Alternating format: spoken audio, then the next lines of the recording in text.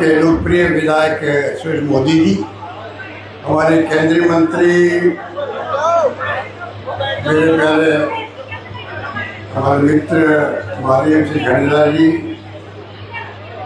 आपके पड़ोस के अंदर गुरुवाटी के विधायक भगवान राम शैली जी, चमू के विधायक डॉक्टर शिखा अग्रवाल और हमारे वरिष्ठ नेता और मेरे बड़े साथी रहे हैं डॉक्टर जितेंद्र सिंह जी, मंजू सैनी जी जो अध्यक्ष हैं इस वालों की, पूर्व सैनी जी पूर्व विधायक हैं केतरी के, रमेश खंडेलवाल जी पूर्व विधायक हैं, मनीषा गुजर जी, मनोज घुमरिया जी, धर्मेंद्र राठौर साहब, पवन गोदाना जी, हेम सिंह शेखावत जी, अनोज चंदेल, हमारे शंकर पाली, संजय सैनी, गोपाल सैनी, महावीर सैनी और महका सैनी, अन्य उपस्थित तमाम हमारे समाज में उपस्थित बुजुर्गों, भाइयों और बहनों और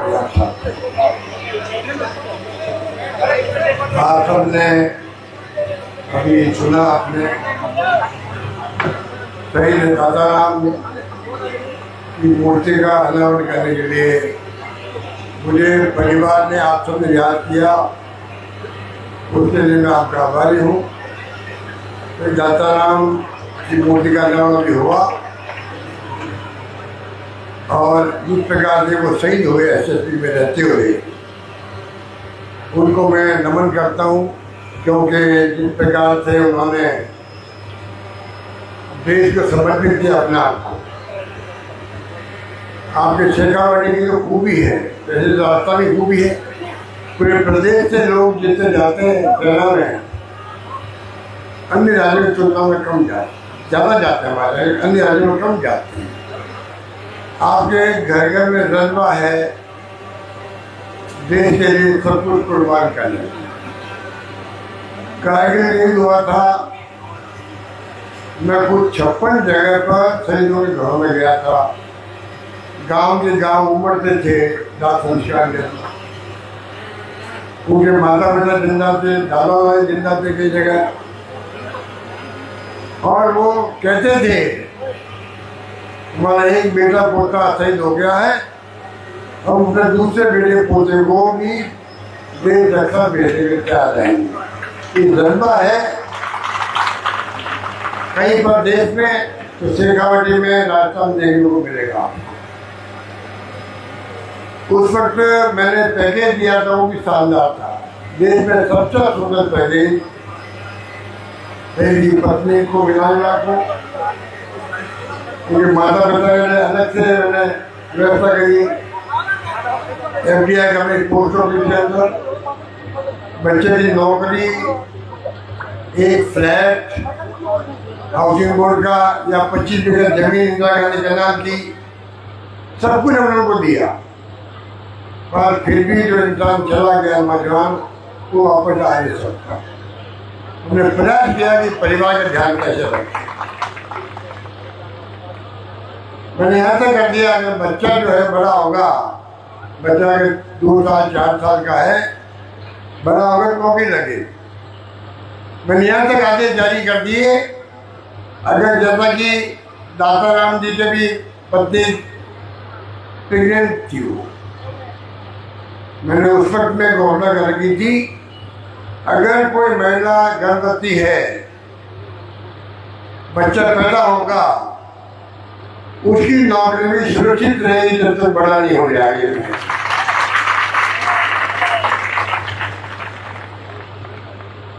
और पिता भोमाराम जी, माता श्रीमती मोहतब देवी जी, पति श्रीमती मीना देवी जी, भाई महिपाल जी, बच्चे बहुत छोटे अभी हयात और हिमांशी,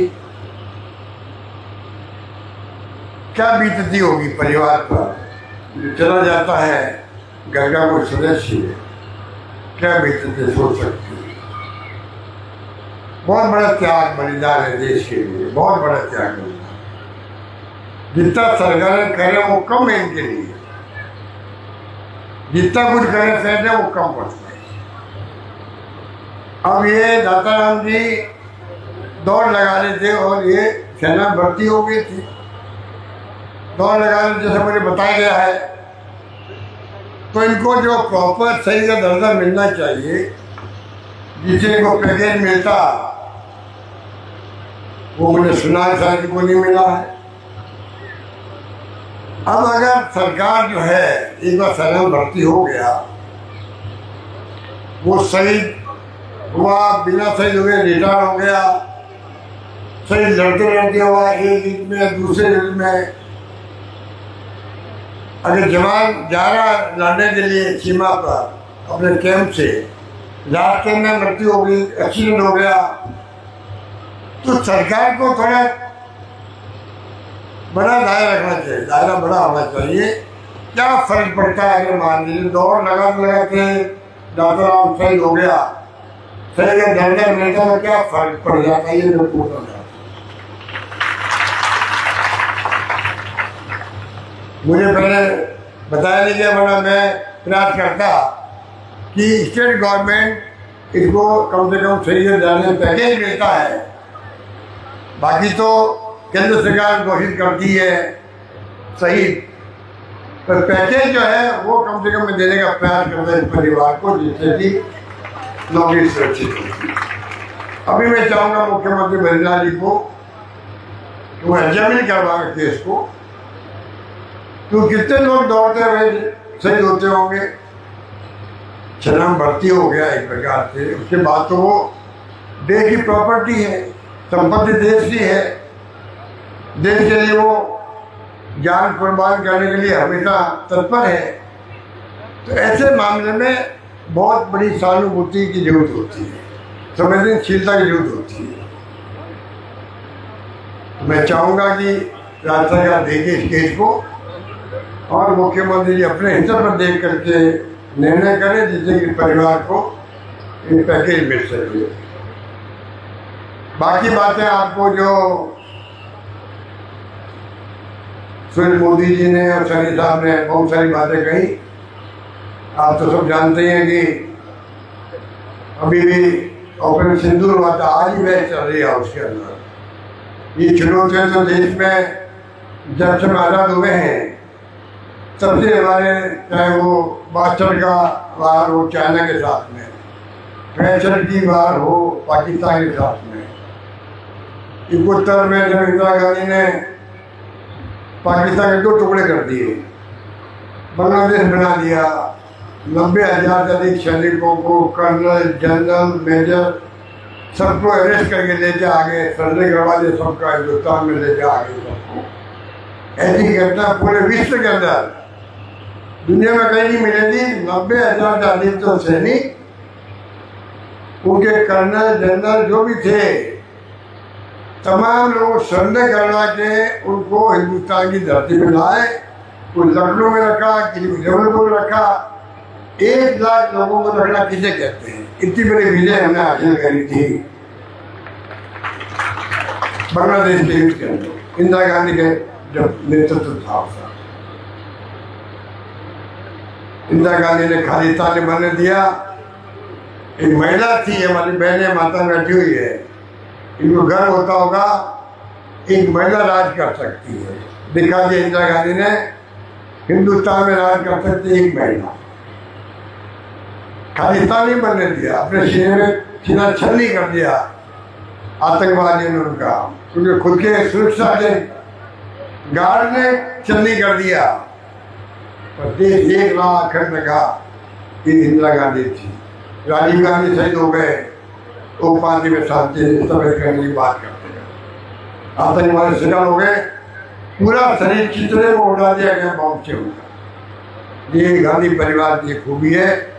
दुर्भाग्य से हमारे मोदी जी और अन्य लोग कहते रहते हैं गांधी परिवार, गांधी परिवार, गांधी परिवार। भाई आपको क्या मतलब है? आप तो जो त्याग बलिदान हुआ देश के अंदर, आज़ादी के पहले भी, आज़ादी के बाद में भी, उनका मिटाना चाहते हो, याद करते नहीं हो। कितने लोग जेलों बंद रहे, फांसी फंदे पर चले, भगत सिंह, चंद्रशेखर आजाद जैसे नेता, युवा नेता, कितने जेलों बंद रहे थे। पंडित नेहरू 9 साल से जेलों बंद रहे थे। तो गांधी हो, चाहे नेहरू हो, चाहे सरदार पटेल हो, मौलाना आज़ाद हो और बड़े बड़े नेता थे हमारे, लोकमान्य तिलक भी थे, गोखले भी थे, सुभाष चंद्र बोस थे, भगत सिंह शहीद हो गया, आपको मालूम है। तो लंबी कहानी है, पर ये विरासत को मिटना चाहते हैं, ये मुझे अच्छा नहीं लगता। लोकतंत्र है, कभी हारो कभी जीतो, तो बर्दाश्त करना चाहिए। अभी इस बार हम सरकार नहीं बन पाए हमारी, हमने काम करने की कसर नहीं छोड़ी थी, लगता था इस बार सरकार बनेगी, तभी मिल पाई। हमने नम्रता के साथ में सिर झुका करके हमने हार स्वीकार करी है और सत्ता सौंपी बीजेपी। ये होता है लोकतंत्र। ये लोग विपक्ष को दुश्मन मानते हैं, ये लोग दुश्मन मानते हैं विपक्ष को, चाहे पार्लियामेंट हो चाहे राज्य सरकार की। इनकी सोच RSS की, बीजेपी की सोच है कि ये अपने विपक्ष को दुश्मन मानते हैं। मैं कहता हूँ बिना विपक्ष में आप क्या हो, विपक्ष है तब आप पक्ष हो और सत्ता में हो।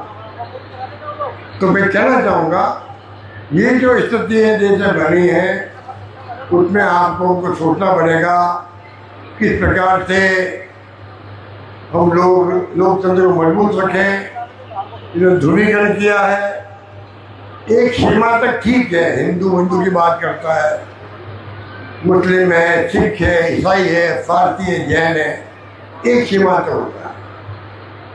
पर जब देश का सवाल आता है, सभी धर्म, सभी जाति, सभी वर्ग और भाषाएं अलग अलग देश के अंदर है, तेलुगु, तमिल, मलयालम, पंजाबी, गुजराती, मराठी, बंगाली, कितनी भाषाएं लिखा पता नहीं लिखा हुआ क्या है, तब भी हम सबको साथ लेके चला है। कांग्रेस की नीति रही है, डॉक्टर अम्बेडकर के संविधान ने बताया हम लोगों को, इसलिए हम लोगों ने देश को एक रखा, अखंड रखा, हमारी विचारधारा सबको साथ लेके चलने दिए, इसलिए ये संभव हुआ। और मैं तो उदाहरण देता हूँ, ये गुलदस्ता है फूलों का, देश का, रंग बिरंगे फूल हैं, विभिन्न जातियों के, धर्मों के, भाषा बोलने वाले के, कितना खूबसूरत गुलदस्ता है। इनको संजो के रखना बहुत बड़ी, मैं समझता हूँ, सोच की प्रतीक है जो कांग्रेस ने निभाई है। मुझे आपका आशीर्वाद, 3 बार मुख्यमंत्री रहे सोनिया गांधी ने, राहुल गांधी ने, और मैं इंदिरा गांधी जी के, उन्होंने मुझे मंत्री बना दिया, अपने डिप्टी मिनिस्टर बना दिया इंदिरा गांधी ने, फिर नरसिम्हा जी के साथ में मंत्री बन गया, तो सब पदों में रह गया मैं, संगठन में, सत्ता में। और मैं कई बार कहता हूँ लोगों को राजस्थान के अंदर कि मैं माली जाति का हूँ, और माली का क्या होता है, जो बगीचे का मालिक होता है उसका क्या काम है। जो बगीचे की वालियाँ हैं, अलग अलग फूल हैं, कई तरह के रंग बिरंगे फूल है, पत्ती हैं, पत्ते हैं, पेड़ है, उन सबको टाइम पे खाद देना है,